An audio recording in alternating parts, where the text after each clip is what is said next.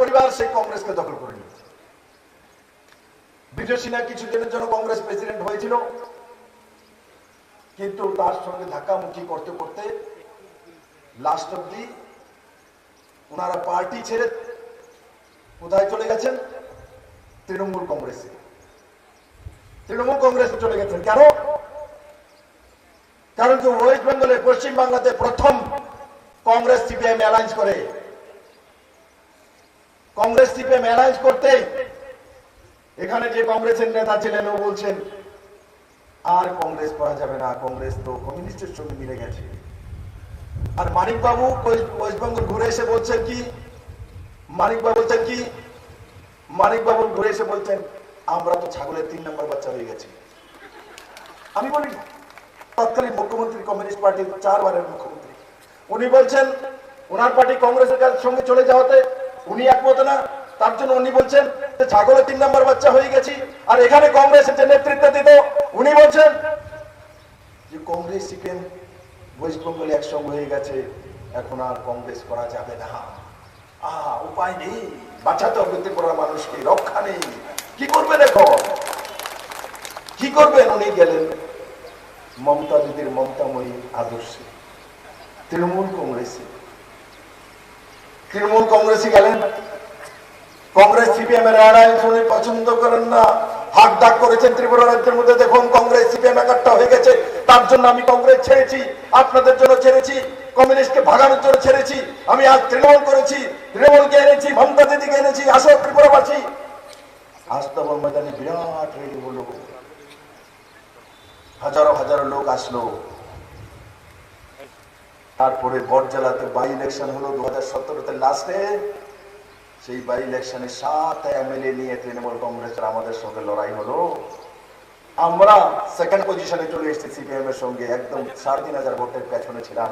আর তৃণমূল কংগ্রেস যার 7 এমএলএ ছিল, সেই তৃণমূল কংগ্রেস, যে কংগ্রেসের নেতা, সেই নেতা ছিল সেই তৃণমূলের, সেই তৃণমূল কংগ্রেস কোথায়? জামানত জব্দ বাই ইলেকশনে, জামানত জব্দ বটজলা।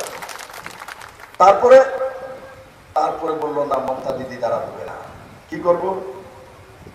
তারপর চলে আসলে 3 মাস আগে ভারতীয় জনতা পার্টিতে, বিজেপিতে চলে আসলো। ভালো, বিজেপিতে চলে এসছো, আমি বলেছি বিজেপিতে চলে এসছে ভালো হয়েছে, সবগুলো আসুক, একটা যাতে না আসে, সবগুলো আসুক, কিন্তু একটা বার। কিন্তু উপায় ছিল না, সবাই বলে উপর থেকে সবাইকে নিয়ে নাও, দেখা যাবে, আগে কমিউনিস্ট ঘটাও। আমিও মানলাম ঠিক আছে, কমিউনিস্ট ঘটাই আগে, নিয়ে আসলাম, টিকিট দিলাম। কি ওনার সঙ্গে আমি ফটিকরাইতে এসেছি, ওনার সময় ধর্মনগরে গিয়েছি, ওনার সঙ্গে উদয়পুরে গিয়েছি, সোনামুড়াতে, ধর্মনগরে, ধনপুরে, বর্ষনগরে, কোন জায়গায় দেখেছে এক ফ্রেমে বিপ্লব দেবের সঙ্গে? না। বিপ্লব দেব জানতো ওই নেতৃত্বকে নিয়ে ঘুরলে বিজেপি 5 সিট 6 সিটের বেশি আর পাবে না, সবকিছু শেষ হয়ে যাবে। আর 2018 ভারতীয় জনতা পার্টির সরকার হলো, ইতিহাস সৃষ্টি করে পান্না প্রমুখ, পরিষ্টা প্রমুখরা, ভারতীয় জনতা পার্টির সমস্ত কার্যকর্তারা মেহনত করে এক ইতিহাস সৃষ্টি করে ভারতীয় জনতা পার্টির একক সংখ্যাগরিষ্ঠ সরকার আর বিজেপি আইপিএফটি মিলে 44 সিট নিয়ে আউট অফ 60-র মধ্যে ইতিহাস রচনা করলো ত্রিপুরার মানুষ। ত্রিপুরার মানুষকে দুনিয়ার সালাম করলো, মন্ত্রী পরিষদ হলো, মন্ত্রী ওকে বানালাম। লোকসভা ইলেকশন 2019 আসলো, 1 বছরের মধ্যে আবার ওনার কংগ্রেস প্রীতি জেগে উঠলো। লোকসভা ইলেকশনে উনি সিদ্ধান্ত করেছেন আগামী লোকসভা ইলেকশনে মোদী দিচ্ছে না, রাহুল গান্ধী প্রধানমন্ত্রী হবে, তার জন্য মন্ত্রী থাকাকালীন লোকসভা ইলেকশনে, ইয়াদ করো, মন্ত্রী থাকাকালীন আমার ক্যাবিনেট মন্ত্রী আমার সঙ্গে সাথী বেঈমান, তখন বেঈমানি করে ভোট দিয়ে বলছে, কি বলছে? যাকে খুশি তাকে ভোট দাও। বলতে পারে, সুধাংশ বলতে পারবে, মানিক বাবুর সঙ্গে মন্ত্রী আছে বলতে পারে, এমএলএ বলতে পারবে, জেলা পরিষদ সদস্য বলতে পারবে, কোন পান্না প্রমুখ বলতে পারবে, কোন সংবিধান আছে, কোন পার্টিতে আছে, যাকে কিছু বিপ্লব বলতে পারবে, যাকে কিছু বলতে। ত্রিপুরার মানুষ সাক্ষী, আজকে আমি ফটিকরাকে ইয়াদ করাচ্ছি, সবার মনে আছে যে 2019 আমি মুখ্যমন্ত্রী ছিলাম, আমার উপরে কত বড় মানে পানিশমেন্ট করে দিয়েছে। ও বলছে আমাকে নির্বাচন কমিশন থেকে বলছে বিপ্লব দত্ত সঠিক চালাচ্ছে না, কে বলছে? তার মন্ত্রী বলছে। মন্ত্রী যদি বলে প্রশাসন ঠিক নেই, মন্ত্রী যদি বলে সিপিএম কে মারধর করে, মন্ত্রী যদি বলে যাকে খুশি তাকে ভোট দাও, তাহলে অপোজিশন কি বলবে? তারপরও ত্রিপুরার মানুষের ভরসা, সবার আশীর্বাদ, নরেন্দ্র মোদীর শক্তি, ঈশ্বরের আশীর্বাদ, 2019 নির্বাচনে বিজেপি 2টা সিট জিতে নরেন্দ্র মোদীকে উপহার দিয়েছে। और এইবার সে বুঝতে পেরেছে কার সঙ্গে পালা করেছে, কারণ তার বাবা সুধীর রঞ্জন মজুমদার সঙ্গে করেছিল, তো সুধীর বাবু তো হেরে গিয়েছিল, কিন্তু এবার বিপ্লব দেবের সঙ্গে পালা করছে, বুঝতেই পারছে না। मैंने जिस दिन नरेंद्र मोदी शपथ নিয়েছে ওই দিন দিল্লি থেকে এসেছি, এসে রাত 11টার মধ্যে মন্ত্রিপরিষদ থেকে বের করে রাস্তা দেখিয়ে দিয়েছে ভারতীয় জনতা পার্টির মধ্যে বেইমানের কোনো জায়গা নেই, ভারতীয় জনতা পার্টির মধ্যে মির্জাফরের কোনো জায়গা নেই। এটা সুধীর রঞ্জন মজুমদার নয়, এটা বিপ্লবদের ছিল, বিপ্লব। তো তারপর দেখুন কি করছিল, কমিউনিস্টদের সঙ্গে মিলে কত লীলা খেলা। তারপর ইয়াদ করুন মাঝখানে উত্তরপ্রদেশ, উত্তরাখণ্ড, হিমাচল, গোয়ার ইলেকশন এসছে, 5 রাজ্যের ইলেকশন। এই 5 রাজ্যের ইলেকশনের সময় তার কাছে কোথা থেকে দৈব বানিয়ে এসছে না, এবার এই 5 রাজ্যের মধ্যে সবগুলোর মধ্যে বিজেপি ভরাডুবি হবে। দৈব বানিয়ে শুনেছে 2 জন লোক, শুনে 10 তারিখ রেজাল্ট দেবে, একদিন আগে গিয়ে সে রিজাইন দিয়ে দিয়েছে কংগ্রেস বিজেপির বিধায়ক পদ থেকে। রাত্রেবেলা 11টার সময় আমাদের খবর এসছে যে সে বিধায়ক 2 জন কালকে দিবে, সিএম এর কাছে খবর চলেই আসে দিবে। আমি রতন চক্রবর্তী স্পিকার ছিল, রতন তাকে বললাম, রতনদা সাদা চল্লি সত্যি কালা করে কলপ করে সকাল 8টার সময় বুড়ো বয়ে থাকবে, কোথায় কি হয়েছে? আমি কি তাড়াতাড়ি যেই মাত্র রিজাইনটা দিব হাত লং লইয়া সেটা সিগনেচারটা দিয়ে সেক্রেটারি কাছে পাঠায় অ্যাকসেপ্ট করে গঙ্গা ডুব দেয়, তাড়াতাড়ি গঙ্গা ডুব দেয়, কালকে আগে শুধু দেরি করেন না। যেই মাত্র কাগজ সাবমিট না করলে অ্যাকসেপ্ট করে আমি দিল্লিতে বলে দিয়েছি, ভাই সাহেব মনে রিজাইন দিয়ে দিয়া অ্যাকসেপ্ট भी कर दिया। কেন দিয়েছিল না, কংগ্রেস 4 রাজ্যের মধ্যে আইতাছে, এখন আগে একদিন আগে রিজাইন দেওয়ার পর পরের দিন হিরো হয়ে আসে এখানে ফটিক রায় আইব, সুধাংশু সরাইব, কি অবস্থা।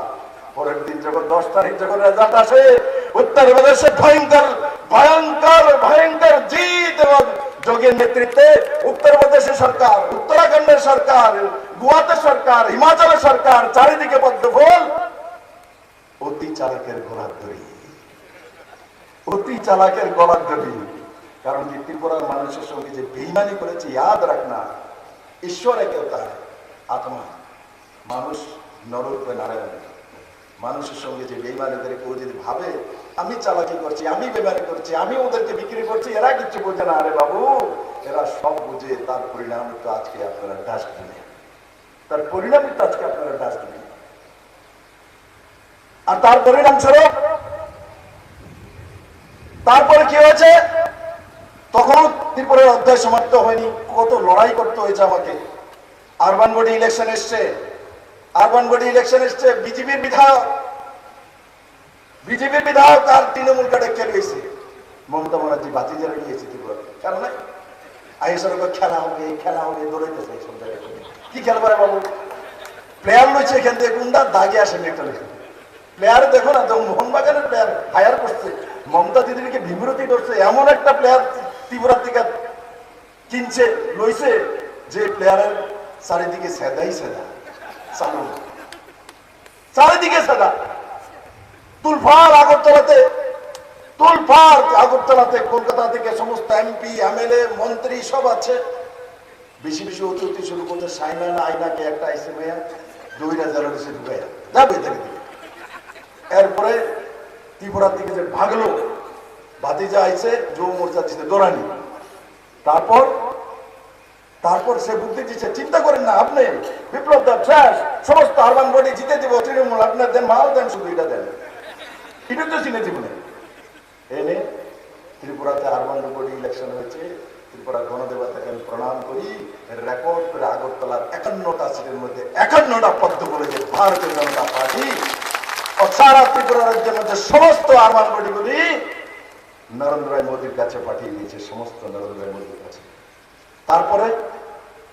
তারপরে শেষ নাই, তারপরে গিয়েছে না দেখলো যে তৃণমূল দেওয়ার কাম হবে না, মমতা দিদির একটু ধোকা দিয়েছে, যা পয়সাগুলো ছিল দিদির বরবাদ করেছে। দ্বিতীয় না যতটা নাচে না নাচে নেচে নিয়ে নিয়েছে। তারপর কি করলো, আবার কংগ্রেসে চলে গেল। আর কংগ্রেসে যাওয়ার আগে লোকসভাতে প্রদ্যোৎ কিশোর মানিক্য কংগ্রেসের প্রেসিডেন্ট ছিল 2019-এর। আমি তার জন্য গেল বলি, কি জিপ ছিল চিন্তা করে দেখুন। প্রদ্যোৎ কিশোর মানিক্য কংগ্রেসের প্রেসিডেন্ট, আর প্রদ্যোৎ কিশোর মানিক্যের কংগ্রেস বিজেপির মন্ত্রী চালায়, সে চালায় কে ক্যান্ডিডেট লোকসভাতে। প্রদ্যোৎ কিশোর মানিক্য তৎকালীন সময়ে इलेक्शन पर हमारे काছে এসেছেন, বিপ্লব ভাই मैं क्या करूं दिल्ली मेरे घर में। मैंने कहा ऐसा करो प्रद्योৎ भाई, তুমি এই পার্টি করতে পারো না, তুমি চলে এসো আমাদের কাছে। বলে কেমনে আসবো আমি? উনি কংগ্রেস পার্টি প্রেসিডেন্ট থেকে রিজাইন দিলেন, কংগ্রেস পার্টি পদ থেকে রিজাইন দিলেন, দিয়ে পরবর্তী সময় টিপরামাতা পার্টি তৈরি করলেন। টিপরামাতা পার্টি যখন 2023-এর বিধানসভার মধ্যে কংগ্রেস সিপিএম এর সঙ্গে একটু মিতালি ছিল, তলে হয়েছে, জিতেন চৌধুরী সাবরুম থেকে জিতে এসছে ওর সাপোর্টে, তখন খুব ভালো। প্রদ্যোৎ কিশোরের মতো এমন হই না, বাপরে বাপ, নিজে খাও না আগে এক বরস বাদ দিয়ে দিব,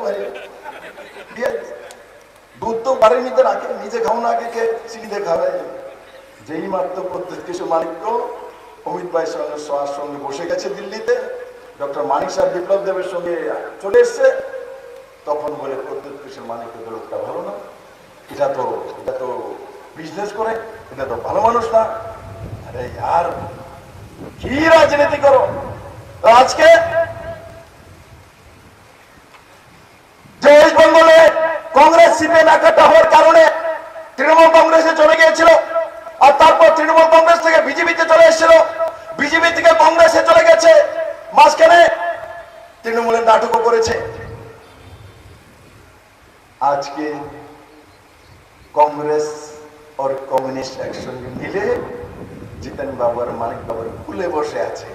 এই হলো তাদের ক্যারেক্টার, এই হলো তাদের চরিত্র।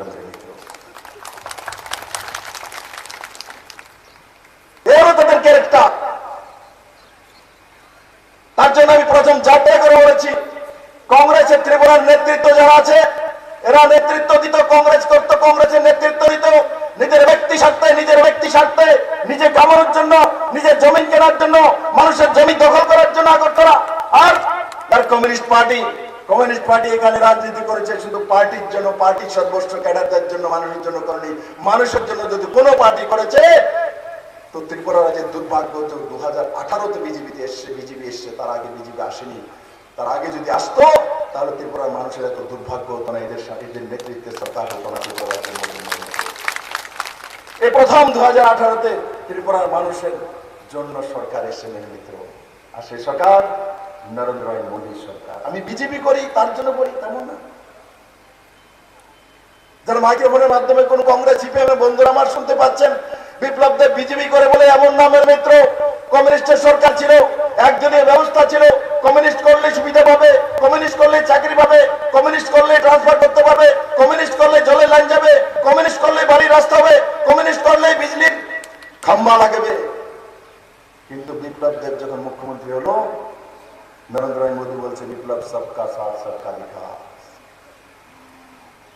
सबका साथ सबका प्रयास।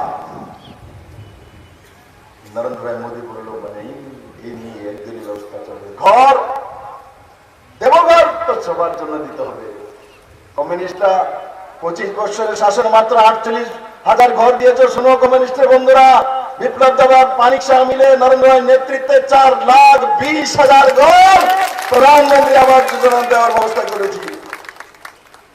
আরে মানিক বাবু 4 বারের মুখ্যমন্ত্রী, আমি তো একবারের মুখ্যমন্ত্রী ছিলাম, পুরা কাল নয়, 4 বছর 2 মাস। আপনি 4 বারের মুখ্যমন্ত্রী, নিজেকে সবচেয়ে বড় নেতা মানতেন, বহুত অহংকার আপনার। আপনি 4 বার মানে 20 বছর মুখ্যমন্ত্রী থাকার পর মানিক বাবু, মানুষের জন্ম হলো 1 ফোঁটা জল লাগে, মৃত্যু যদি হয় তখনও তাকে জল দিতে হয়, সে হিন্দু হোক, মুসলিম হোক, খ্রিস্টান হোক, বৌদ্ধ হোক, জৈন হোক। আরে মানিক বাবু 4 বারের মুখ্যমন্ত্রী, 20 বছরের মুখ্যমন্ত্রী, জল পর্যন্ত মানুষের বাড়িতে দিতে পারলেন না, জল পৌঁছাতে পারলেন না। কিসের মুখ্যমন্ত্রী হয়েছিলেন আপনি? জল পৌঁছাতে পারলেন না। আজকে যদি আমার সামনে বসে আছে, তাদেরকে বলি 2018-তে ভারতীয় জনতা পার্টির সরকার আসার আগে কার কার বাড়িতে জলের কানেকশন ছিল একটা হাত তো দেখি। 2018-এর আগে কার কার বাড়িতে জলের লাইন ছিল ফ্রিতে, বিনা পয়সা? ময়দানে একজনের বাড়িতে বিনা পয়সা কমিউনিস্টের সময় জলের লাইন ছিল না। কিন্তু আজ নরেন্দ্র ভাই মোদীর নেতৃত্বে সরকার তৈরি হয়েছে। আমি যদি এখন ময়দানকে জিজ্ঞাসা করি, নরেন্দ্র ভাই মোদীর নেতৃত্বে সরকার আসার পর বিনা পয়সাতে কার কার বাড়িতে জলের লাইন গিয়েছে তারা হাত উঠাও। কার কার বাড়িতে? দেখুন মানিক বাবু, 6 বছরের সরকার সবার বাড়িতে জল দিয়ে পৌঁছে দিয়েছি। 25 বছরের টানা সরকার, হীরা মুক্তা তো ছেড়ে দিন, রুটি কাপড়া মকান তো ছেড়ে দিন, জল দিতে পারলেন না। এর চেয়ে দুর্ভাগ্য মানিক বাবু আপনার জীবনে কি হতে পারে? আবার এখন বেরিয়ে আসছেন। আমি যখন বলছি আরে মানিক বাবু কি করছেন, মানিক সরকার কোথায় যাচ্ছেন, কেন 27 তারিখ আসছেন না নমিনেশন আশিক শাহর সঙ্গে, তখন আমি গুতাগুতি করতে করতে বেরিয়ে আসছি। বেরিয়ে এসে কি বলছে, হ্যাঁ আমি এসছি, শুদ্ধ ভাষাতে বলে, তো আমি তো দেশি ভাষায় পেলাম, বলে কি আমি তার জন্য এসছি, সংবিধান বাঁচাতে হবে, দেশ বাঁচাতে হবে, দেশ রক্ষা করতে হবে, দেশের অস্তিত্ব বিপন্ন, তার জন্য হাত চিহ্নিতে ভোট দিতে হবে। কিন্তু এই হাত চিহ্নিতে ভোট দেওয়াটা, মিতালিটা, এটা সাময়িক, ডিফারেন্স তো থাকবে। কম ঠিক পাগল হয়ে গেছে, একই ভাষা কম, হাত দিতে হইব, ভোট দিতে হইব, আবার একই ভাষণে কম, ডিফারেন্স তো থাকবে, লড়াই তো চলবে। ত্রিপুরার মানুষের পাগল পাইছে। আগে তো তারা আসলো বন্ধু, তাই কারণে পাগল বানায় ছেড়েছে। এখনো বিপ্লব দেব বইয়ের রিসেন্টে চাইয়ে থাকে, আপনি কি করেন? আপনারা পাগল বানিয়ে ছেড়ে দেবো, বানাইতে হলে পাগল আপনারা করে বানাই দেবো, বাইরে মানে আমার ক্ষমতা রাস্তা গরম পাগল করে। তো দেশ বাঁচাতে হয়েছে, দেশ রক্ষার জন্য আজকে করতে হবে। রাষ্ট্র কমিউনিটি যাবো, রাষ্ট্র রক্ষা আপনার ডর লাগে না? পানার লোক শ্রদ্ধা খাওয়া লাগতো না, কমিউনিস্ট রাষ্ট্র রক্ষা করে এই কথা চিন্তা করলে এমনি মাথা ভাগ দিব, 60-এর মতো ভাগ দিব, 350 আসেন একটা ঘা এর মতো তাম্বুলের মতো ভাগ দিব। কমিউনিস্ট রাষ্ট্র, আরে কমিউনিস্ট তো রাষ্ট্রের সীমানা বিশ্বাসই করে না। মানিক সরকার বলছে রাষ্ট্র বাঁচানোর জন্য নমস্তে সদা বৎসলে মাতৃভূমি হয়ে গেছে। নিখিল নিবাস করতে কুমলের সঙ্গে সাক্ষাৎ হয়ে যাবে, মুখ্য শিক্ষক বানাতে গেলে কি অবস্থা রাষ্ট্র বাঁচানো। মানিক সরকার পরিবারের সদস্য, রাষ্ট্র বাঁচানোর জন্য হাত চিহ্ন ভোট দিব। আমি অনেক ওই ভোট হয়ে গেছে, আমার দিকে তিনি ভোট দিছে, তিনি হাত চিহ্নিতে ভোট দিচ্ছে না, তিনি 9টাতে দিয়েছে। পাক্কা এটা পাক্কা, হাত চিহ্ন তো মানিক সরকার জীবনে দিত না, জিজ্ঞাসা করতে হনা গেল উনি হাত চিহ্ন দিয়ে सकता জীবন বিশ্বাস নেই, আমি তো জানতাম 9টাতে দিয়েছে। বিপদে বেড়ে গেছে, গিয়ে রাষ্ট্র বাঁচাবো। কারণ আমার চিন্তা করতে করতে অ্যাকচুয়ালি সারা রাত আমার নিয়ে চিন্তা করি, পুরাটা পেছনে লাগছে, কি করবো কি করবো, পোলাটা ভিতরে ঢুকে গেছে মাথা। পোলাটা তো রাষ্ট্র চিন্তা থেকে রাষ্ট্র বাঁচাতে হবে, দেশ বাঁচাতে হবে, অস্তিত্ব বাঁচাতে হবে। আর পরে আমি একটা প্রেস কনফারেন্স করেছি, মানিক বাবু নসিব এমনই খারাপ, ম্যানিফেস্টো একটা রিলিজ করেছে, আর ধাক করে বিপ্লব দেবের চোখে বেড়ে গেছে। ম্যানিফেস্টোর মধ্যে লেখা আছে যে আমরা যদি ক্ষমতায় আসি, কমিউনিস্ট পার্টির ম্যানিফেস্টো, ক্ষমতায় আসি এমডি, তো কমিউনিস্ট পার্টি ভারতের সমস্ত পরমাণু অস্ত্র আর ভারতের যত সৈনিক বেস আছে সেগুলো ধ্বংস করে দেব, পাকিস্তান আর চীনের সঙ্গে সুমধুর বন্ধুত্বের সম্পর্ক করব রাষ্ট্রপ্রেমীকে নিয়ে। তিনি দেশ রক্ষা করতে আইছে। পাকিস্তান যে ভাষা বলে উনি ওনার ম্যানিফেস্টো সে বলছে আরে আমার দেশকে পরমাণু শক্তিধর দেশ বানানোর জন্য অটল বিহারী বাজপেয়ী যখন প্রধানমন্ত্রী ছিলেন, পোখরণে আমাদের পরমাণু পরীক্ষণ হয়েছিল, আমেরিকা সহ সমস্ত দেশ আমাদের উপর আর্থিক পাবন্দি লাগিয়েছে। ভারতের মানুষ অটল বিহারী বাজপেয়ীর সঙ্গে ছিল আর বলেছে বাজপেয়ী আপনি ঠিক করেছেন, আমাদের শক্তিধর দেশ হতে হবে, পরমাণু শক্তিধর শক্তিশালী দেশ হতে হবে, আমরা না খেয়ে থাকবো, লাগাক আমাদের উপর পাবন্দি লাগানো হলো। ভারতের মানুষ অটল বিহারী বাজপেয়ী তৎকালীন প্রধানমন্ত্রী সাথ দিয়েছে, কারণ কি দেশকে শক্তিশালী বানাতে হবে। ভারত স্বাভিমানী দেশ, ভারতের মানুষ স্বাভিমানী। ফটিকরায়ের মানুষ একবেলা কম খাবে, কিন্তু পরমাণু শক্তিধর শক্তিশালী দেশ চাই। আমেরিকা আমাকে ধমকাতে পারবে না, চীন আমাকে ধমকাতে পারবে না, পাকিস্তান আমাকে ধমকাতে পারবে না, আমরা মাথা তুলে দাঁড়াবো।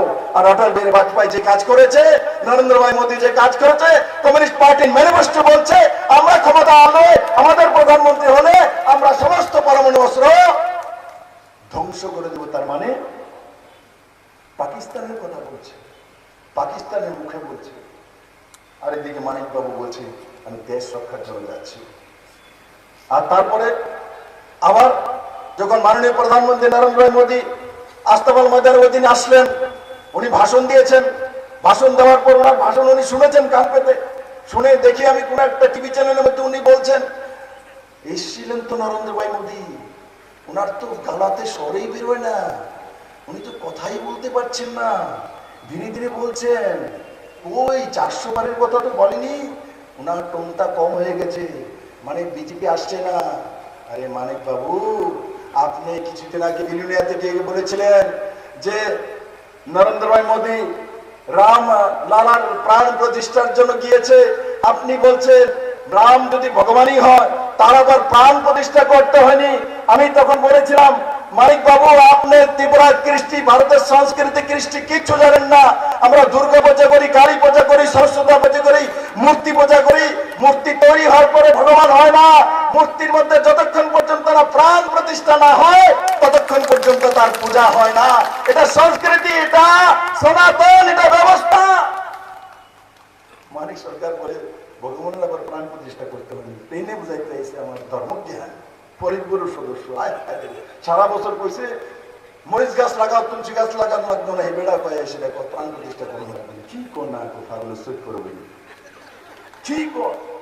আর তারপর বলছে প্রধানমন্ত্রী গলা দিয়ে সুর বেরো না, তাই বলে দুর্বল হয়ে গেছে, কত চিন্তা। আরে মানিক বাবু, আপনি কি জানবেন ভারতের কৃষ্টি সংস্কৃতি নরেন্দ্র ভাই মোদী ওই ব্যক্তি, উনি যখন নবরাত্রা চলে তখন উপবাস করেন, উনি জল খান, শুধু ফল পর্যন্ত খান না। ওদিন ত্রিপুরাতে যখন এসেছিলেন উনি জল খেয়ে খেয়ে বক্তব্য রাখছিলেন, উনি 4-4টা সভা করে ত্রিপুরাতে এসেছেন উপবাস অবস্থা। আমাদের বাড়ির মধ্যে যেদিকে উপবাস করে তা আমরা বলি ধানের ওড়াটা উঠাবে না, উপবাস করে আছে, কষ্ট হবে।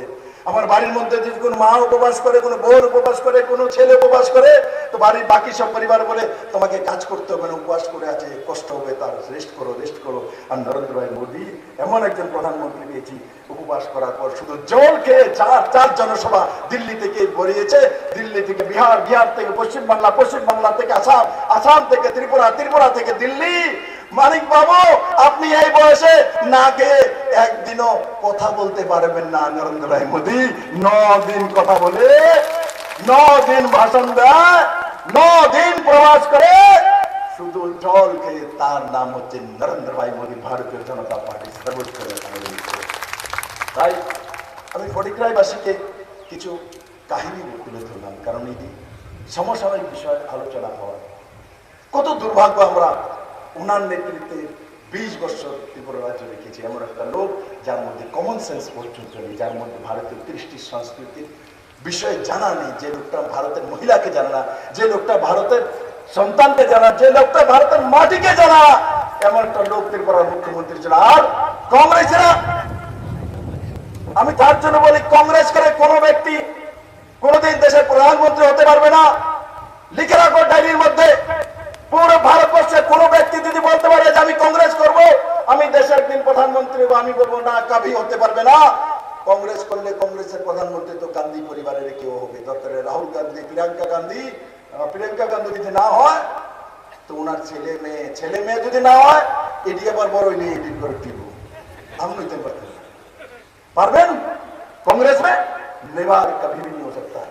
और कम्युनिस्ट पार्टी के যতক্ষণ পর্যন্ত আমরা চুল না বাঁধবো, পলিট ব্যুরো সদস্য না হবেন, ততদিন পর্যন্ত আপনি কমিউনিস্ট পার্টির কোনো বড় নেতা হতে পারবেন না, বড় কোনো মিনিস্টার হতে পারবেন না। কিন্তু ভারতীয় জনতা পার্টি একমাত্র পার্টি যে সুধাংশু দাসের মতো কালা চুল বাঁধা ব্যক্তি মন্ত্রী বানিয়েছিল, জানেন মিত্র, বিপ্লবদের মতো কালা চুল ব্যক্তি মুখ্যমন্ত্রী বানিয়ে ছেড়ে দেয়। ये ভারতীয় জনতা পার্টিতে হতে পারে, আর কোন পার্টিতে হতে পারে না। তার জন্য আজ নজওয়ান মহিলারা ভারতীয় জনতা পার্টির সঙ্গে আছে। কারণ কি? ভারতীয় জনতা পার্টি তার ছেলে মেয়ের ভবিষ্যৎ আছে। কারণ কি?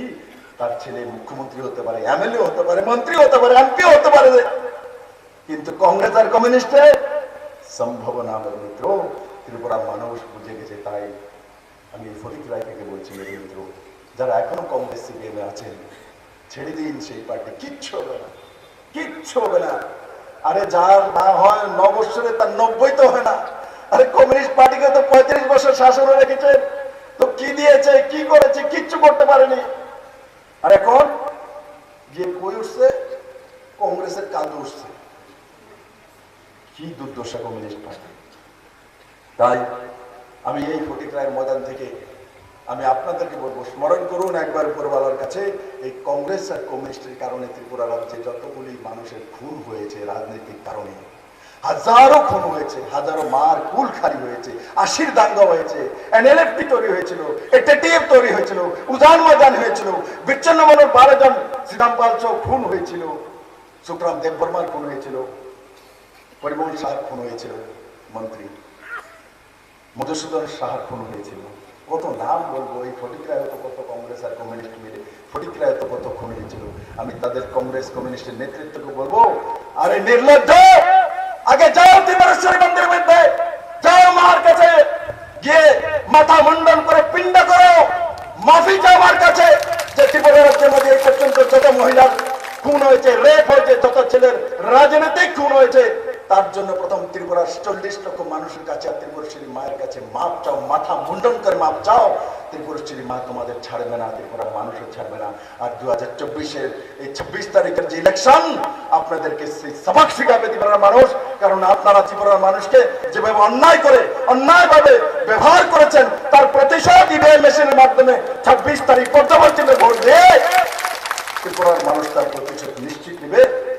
আর 19 তারিখ আমার এটা ভোট হয়ে গেছে, দেখবেন কি অবস্থা হয়ে গেছে। মনে হয়নি, বুঝেননি?